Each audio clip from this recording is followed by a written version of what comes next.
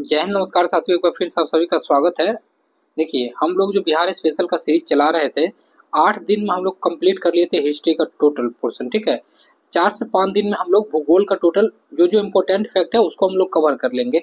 हम page 4-5 page डाल दिए हैं टेलीग्राम पे, ठीक है, और अपने चैनल पे भी पोस्ट कर दिए हैं। लेकिन इसमें टोटल के टोटल चीज़ को आप लोग को याद नहीं रखना है। इसमें क्या क्या याद रखना है वो इम्पोर्टेंट फैक्ट आप लोग 10 से 15 मिनट बस देखिए इस वीडियो को, पूरा फैक्ट आपको समझ में आ जाएगा। एक ओवरव्यू थिंकिंग भी माइंड में डेवलप हो जाएगा कि आप क्वेश्चन को देखते ही आराम से टिक आउट कर दीजिएगा। ठीक है, तो आप इस वीडियो को देखिए। आज से आपका ज्योग्राफी स्टार्ट हुआ है, ठीक है, तो टेलीग्राम पे हम सारा चीज डाल दिया है इसका। तो चलिए वीडियो को स्टार्ट करते हैं। और एक चीज ध्यान रखिए, यही क्लास अगर आप पढ़ते बिहार की भौतिक विभाजन, तो 10 कम से कम 5 से 6 क्लास आपको लगाता कौन, कोई बड़ा बड़ा टीचर है वहाँ पे पढ़ के देखिए। आपसे 10 से 15 मिनट में हम इतना समझा देंगे कि आप बिहार पुलिस के एग्जाम से आगे कभी कोई एग्जाम होगा आप किसी को पढ़ा सकते हैं बिहार। ठीक है ना, आप यहाँ पे वीडियो देखिए। देखिए यहाँ दिया गया है क्या, बिहार भौगोलिक रूप से एक मैदानी राज्य है। यहाँ गंगा मैदानी क्षेत्र में बसा हुआ एक समृद्ध क्षेत्र है। ये नेपाल के तराई क्षेत्र से बिंदुन पहाड़ी एवं धारवाड़ के चट्टानी क्षेत्र विस्तृत है। बिहार पूर्वी भारत में स्थित राज्य है जो भौगोलिक रूप से 3 भागों में बटा हुआ है। आपको बस एक ये पॉइंट को नोट डाउन करना है। जैसे मान लीजिए ये है भारत अपना, अब बिहार कहाँ पे है, तो यहाँ पे है बिहार। तो याद रखिएगा बिहार पूर्वी भारत राज्य में स्थित है। ठीक है, अब देखिए बिहार का जो डिवीजन किया गया है, बंटवारा, वो कैसे कैसे पर्वतीय होगा। पर्वतीय भाग को किया गया सोमेश्वर का श्रेणी, रामनगर तून और दून घाटी। मैदानी भाग को किया गया है उत्तरी गंगा का मैदान और दक्षिणी गंगा का मैदान। और पठारी भाग को किया गया धारवाड़ का पठार और बिंदन की पठार। हम लोग यहाँ सब कुछ मैप में देख लेते हैं। ठीक है, आप में इसको इस चीज को क्या क्या लिखना है नहीं लिखना है हम आपको बताते हैं। देखिए ये बिहार का मैप है, बीच से यहाँ से निकलती है गंगा नदी, बीचों बीच से। ठीक है, इधर से एक नदी आती है घाघरा, इधर से एक नदी आती है गंडक। ठीक है, यहाँ पे एक नदी आती है कोसी, यहाँ से एक नदी आती है मैदान। देखिए दो नदी के बीच के भाग को क्या कहते हैं, दुआब कहा जाता है, दुआब। तो गंडक गंडक और कोसी दुआब ये कहा जाएगा। गंडक क्योंकि गंडक इधर है, कोसी इधर है, तो इसके बीच के दुआब को गंडक कोसी दुआब। ऐसे यहाँ पे घाघरा है, यहाँ पे गंडक है, तो घाघरा गंडक दुआब। ऐसे यहाँ कोसी है, यहाँ महानदी है, तो कोसी महानदी दुआब। पहले ये समझ गया। क्या दिया गया था ऊपर, सोमेश्वर श्रेणी। यहाँ पर पहाड़ जो भी होगा, पहाड़ी क्षेत्र होगा, कहाँ पे होगा, पश्चिमी चंपारण भाग में, यहाँ पर बिहार का पश्चिमी चंपारण जिला में सोमेश्वर श्रेणी, दून घाटी और रामनगर दून। ठीक है, याद रखिएगा। अच्छा, बिहार में मैदानी भाग कौन सा होगा, तो ये सारा भाग क्या है, बिहार में मैदानी भाग है।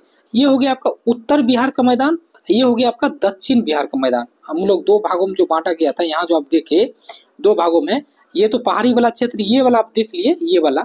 उसके बाद उत्तर गंगा का मैदान, ये उत्तर गंगा का मैदान ये सब हो गया, और दक्षिण गंगा का मैदान आपका ये सब हो गया। उसके बाद क्या है, पठार है। तो पठार बिहार में कहाँ, ये चीज देखिए, बिहार में पठार देखिए यहाँ पर है, तो दक्षिण का पठार। ठीक है, आप देख रहे हैं पठार वाला भाग। अब चलिए आगे हम लोग देखते हैं क्या क्या पॉइंट इंपोर्टेंट है, आपको नोट डाउन करना है, ये चीज देखते हैं।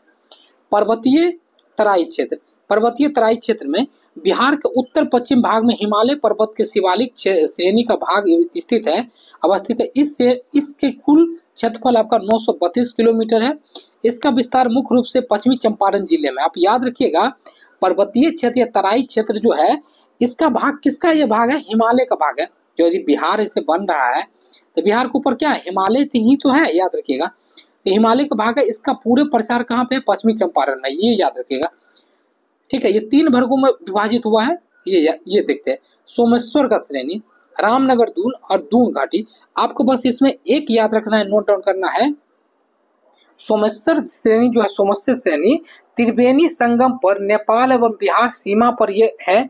इसकी ऊंचाई है 874 मीटर। ये बिहार की सबसे बड़ी ऊंची चोटी है। बस आपको ये एक पॉइंट जो है याद रखना है। ठीक है, ये एक पॉइंट आपको याद रखना है और कुछ नहीं याद रखना है। अब आगे चलते हैं। अब मैदानी भाग में हम लोग आ जाते हैं। मैदानी भाग में यदि आइएगा तो गंगा 2 भागों में ऐसे करके बटा हुआ है। ठीक है, गंगा नदी बीच से गुजरती है। ठीक है, याद रखिएगा। देखिए बिहार के कुल भूभाग का 96% भाग पर मैदान है। ये पॉइंट आपको याद रखना है, कितने परसेंट पर मैदानी भाग है, 96% भाग पे। इसको 2 उपवर्ग में बांटा गया, कौन कौन सा, उत्तरी गंगा का मैदान, ये वाला भाग जो है, ये वाला भाग है उत्तरी गंगा का मैदान, और दक्षिणी गंगा का मैदान। ठीक है, दक्षिणी गंगा का मैदान ये होगा, लेकिन उत्तरी गंगा के मैदान में 3 भाग में बांटा गया है। जैसे घाघरा गंडक दोआब आपको हम ऊपर दिखाए थे, आप देखे थे ना, दोआब कौन कौन सा था, घाघरा गंडक दोआब, गंडक कोसी दोआब और आपका कोसी महानंदा दोआब। ये तीनों जो है, ये तीनों जो है घाघरा कोसी दोआब, गंडक कोसी दोआब और कोसी महानंदा दोआब, यही पॉइंट बोला गया। ठीक है, तो ये याद नहीं रखिएगा, कोई दिक्कत नहीं है। ठीक है ना, हम बोल देंगे कौन सा पॉइंट आपको याद रखना है। अब दक्षिण में आते हैं। अगर दक्षिण बिहार को देखिएगा ऐसे करके, ये वाला भाग हो गया दक्षिण का। ठीक है, तो दक्षिण में अगर देखिएगा तो दक्षिण में क्या है, पठारी क्षेत्र है, पठारी नदियों का मतलब अपक्षेप है। गंगा सोन दोआब, यहाँ पे सोन नदी जाती है, तो गंगा सोन दोआब, उसके बाद मगध, मगध का क्षेत्र ये वाला होगा जिसमें पटना नालंदा राजगीर ये सब जो आता है, और अंग का दोआब, ये अंग वाला क्षेत्र ये हो जाएगा।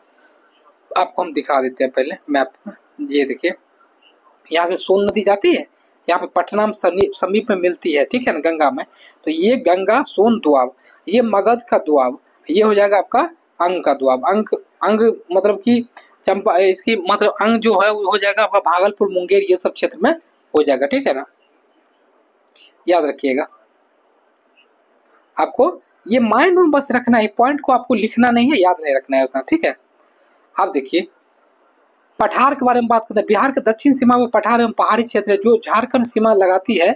दक्षिण स्थित पठारी क्षेत्र दो क्रम में बटी हुई। ये जो भाग साथी देख रहे हैं, ऊपर हिमालय से बिहार लगा हुआ है, नीचे जो है आपका यहाँ से आपको झारखंड अलग हुआ था। तो ये जो क्षेत्र है आपको पठारी क्षेत्र कहाँ पर अवस्थित है, झारखंड वाला सीमा साझा करती है। अच्छा, पठार कितने भागों में है, धारवाड़ की चट्टाने, धारवाड़ की चट्टाने और विंध्य चट्टाने, ये दोनों पॉइंट लिख करके आपको ये सारा चीज लिखना है। धारवाड़ की चट्टाने में क्या क्या आता है, मुंगेर आता है, जमुई आता है, नवादा आता है, गया आता है। अब विंध्य की चट्टाने कहाँ है, कैमूर और रोहतास। एक पॉइंट आपको हम समझाते हैं, देखिए ये हो गया भारत का मैप, ये हो गया भारत का मैप हुआ। यहाँ पे मध्य प्रदेश, मध्य प्रदेश में क्या विंध्य की चट्टाने ऐसे करके आती है, ऐसे करके जब ये आते हैं तो आगे भी वैसे बढ़ती है। अब बिहार अपना यहाँ है, यही वाला छोटा सा भाग जो है ना, कोना इसका यहाँ पर बिहार में जाकर के दक्षिण बिहार में टच कर जाती है। यहाँ पर बिहार के इस वाला भाग में वही सा है विंध्य की चट्टान, मतलब कैमूर और रोहतास वाला भाग जो है यहाँ पर, ये कहाँ पर है, विंध्य की चट्टान है। इसमें बहुत सारा खनिज पाया जाता है। ठीक है, अच्छा भारत में सबसे अधिक खनिज किस चट्टाने में पाई जाती है, धारवाड़ की चट्टान में पाई जाती है, जो कि आपका यहाँ पर है बिहार में, यहाँ पर जिसमें मुंगेर, जमुई, नवादा, गया ये सब स्थित है। एक पॉइंट और यहाँ याद रखिएगा, इसको लिख लीजिएगा आप, जमुई में सबसे ज्यादा सोना का अनुमान पाया गया है, सोना होने का। ठीक है, अन्य महत्वपूर्ण तथ्य देखते हैं। बिहार के उत्तरी गंगा मैदान प्राकृतिक रूप से जलमग्न निम्न भूमि क्षेत्र को चोर या मन कहते हैं, ये पॉइंट को लिख लीजिएगा। जैसे बिहार की ये आपका उत्तरी बिहार है, इसमें हमेशा बाढ़ आते रहता है, तो बहुत सारा जलमग्न जो हो जाता है क्षेत्र, उसको क्या कहते हैं, चोर या मन कहते हैं। ठीक है ना, चलिए नेक्स्ट बढ़ते हैं। गंगा के मैदानी बाढ़ क्षेत्र बनने वाले विशेष आकृति को दियारा कहा जाता है। दियारा किसे कहते हैं, देखिए ऐसे करके गंगा नदी बह रही है, ऐसे करके बह रही है, और देखते होंगे कि पानी बहुत दूर तक फैल गई, फिर जाके सूखने लगी है, बीच बीच में ऐसे करके छोटा छोटा टाइप का बन गया, उसी को क्या कहते हैं, पूरा सूख गया, एकदम सा बालू टाइप का पूरा टाल हो गया, उसको दियारा क्षेत्र कहा जाता है। ठीक है, उत्तरी मैदान में कई मन चोर गोखुर झीले के रूप में हो जाती है। अब देखिए गोखुर झील किसे कहते हैं, ये सेम ही हो जाता है एक तरह से, जैसे ऐसे मान लीजिए ऐसे करके पानी सब बह रही है, ऐसे बढ़ करके ऐसे ऐसे जाने लगी, ऐसे जाने लगी, ऐसे जाने लगी, मतलब कि पक्षी का पांव आप देखे हैं 4-5 जैसे रहता है, वैसे उसी को गोखुर झील कहा जाता है। ये पॉइंट आपके लिए उतना महत्वपूर्ण नहीं है। दक्षिण गंगा मैदान में तटबंध से लगे दक्षिण को गहराई वाले क्षेत्र को टाल कहते हैं। यहाँ बालू के जैसे ऊंचा ऊंचा टाल हो जाता है, गंगा नदी सूखने के बाद देखते होंगे, उसको टाल कहा जाता है। उत्तरी गंगा मैदान में बाढ़ की विभीषिका बनती है, ऐसे करके ऐसे ऐसे विभीषिका बनती है। ये पॉइंट भी आपको नहीं याद रखना है। अगर पूछा जाएगा तो माइंड में रखिएगा कि उत्तर बिहार में मतलब कि आपको बाढ़ की विभीषिका बनती है। ये सारा पॉइंट आपको लिख लेना है, इसको याद रखना है। धारवाड़ प्री कैम्ब्रियन काल का है, जिसमें मुंगेर, जमुई ये सब क्षेत्र आता है। सबसे प्राचीन पहाड़ी कौन सी हो जाएगी, तो ये हो जाएगी। सबसे ऊंची पर्वतीय कौन हो जाएगा, सोमेश्वर का। ये सब इम्पोर्टेंट फैक्ट है। चलिए नेक्स्ट पढ़ते हैं। बिहार में जलवायु देखते हैं। बिहार क्षेत्र में दीर्घकालीन मौसम की औसत ऊंचाई की जलवायु कहते हैं। बिहार में उपोष्ण मानसूनी जलवायु है, इसको आप याद रखिएगा, इसको लिख लीजिएगा। ठीक है ना, और नेक्स्ट बढ़ते हैं। बोलो, इस सब में आप कुछ नहीं लिखना है आपको। कोपेन जो होता है ना, कोपेन वाला आप एक माइंड में रखिएगा, ध्यान में उतना नहीं भी रखिएगा चलेगा। ठीक है, चलिए बिहार में समानताएं 3 ऋतुएं होती है, ग्रीष्म ऋतु, आपका वर्षा ऋतु और ठंडी वाला रहता है। तो ग्रीष्म ऋतु में आपको क्या याद रखना है, देखिए ये आपका कब होता है, मार्च से जून के बीच में होता है ग्रीष्म ऋतु। अच्छा, इसमें जो हवाएं चलती है बिहार में उसे क्या कहते हैं, लू कहते हैं। इस पॉइंट को लिखिएगा, ग्रीष्म ऋतु लिख करके इसको लिखिए, इसको लिखिए। उसके बाद सबसे तापमान जो यहाँ पर सबसे अधिक कहाँ होती है, गया में 47 डिग्री, एक ये पॉइंट लिखिए। और सबसे ठंडा जगह भी गया ही है।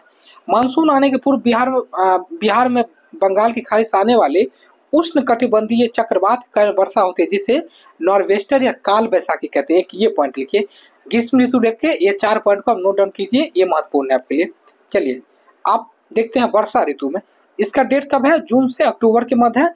अच्छा, ये कब मानसून प्रवेश करती है बिहार में, जुलाई अगस्त तक अधिक वर्षा होती है, मानसून प्रवेश करती है जून में। सबसे अधिक वर्षा कहाँ होती है, 112 सेंटीमीटर की औसत वर्षा होती है, सबसे अधिक होती है किशनगंज में, और सबसे कम कितनी होती है, औरंगाबाद में। यही पॉइंट 4 आपको नोट डाउन करना है, ठीक है। चलिए, बिहार में दक्षिण पश्चिम मानसून बंगाल की खाड़ी शाखा से सर्वाधिक वर्षा होती है। आपको हम पहले भी बोले थे, सबसे अधिक वर्षा कहाँ से होती है, बंगाल की खाड़ी के प्रभावित होने से। अच्छा, शीत ऋतु देखते हैं। मध्य अक्टूबर से फरवरी के माह को क्या कहते हैं, शीत ऋतु कहते हैं। मानसून लौटने के बाद बिहार में आपका ऋतु आरंभ होती है। बिहार में दिसंबर से जनवरी माह सर्वाधिक ठंडा होती है। सर्वाधिक ठंडा आपकी गया जिला में होती है, ठीक है।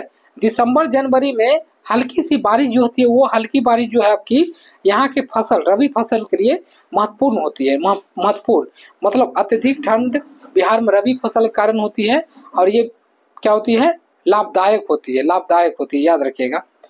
बिहार में कृषि और जलवायु, कृषि जलवायु यहाँ पे देख लेते हैं हम लोग। कृषि जलवायु, बिहार में कृषि की दशाओं फसल वर्गीकरण के आधार पर कृषि जलवायु क्षेत्र को 3 वर्गों में विभाजित किया गया है, ठीक है। देखिए कौन कौन सा वर्ग है, जोन में बांटा गया है, ठीक है।